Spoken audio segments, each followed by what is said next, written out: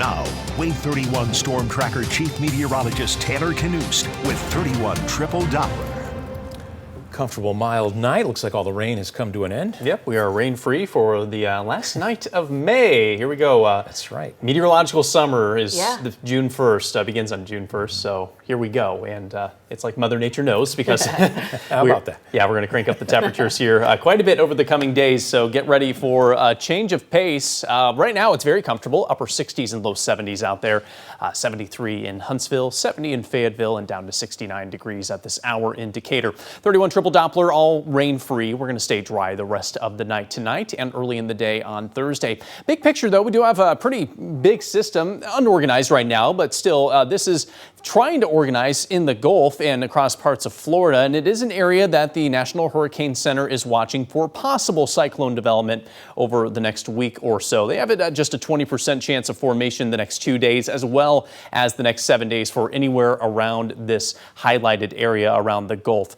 One thing I want to make clear is whatever does develop is not going to affect us in North Alabama necessarily, but if you have travel plans to Florida and maybe even the Gulf Coast around Alabama, could get a little messy tomorrow with at least some gustier winds and perhaps some showers tomorrow. This system is expected most likely than not to drift toward Florida. Our in-house model has it drifting south, which is unusual and unlikely to happen. So it's more likely to push toward Florida and give them some wet weather more so than anything else. Again, the odds of that becoming a named storm are pretty low. And in fact, if you're heading toward Destin, for example, maybe Gulf Shores, you're likely not going to be really affected by this, especially by the weekend. Actually looks rather nice with those highs this weekend in the mid 80s with a good chance of staying dry.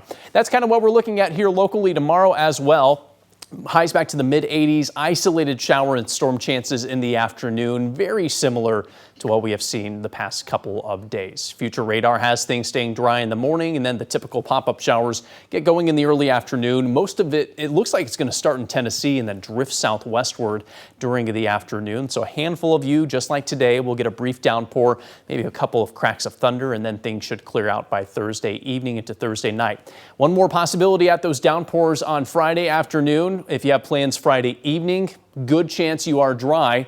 If you're heading to the Huntsville City FC game Friday evening, we're in pretty good shape. June Jam Saturday going to be dry. We're looking at temperatures climbing to the upper 80s Saturday afternoon.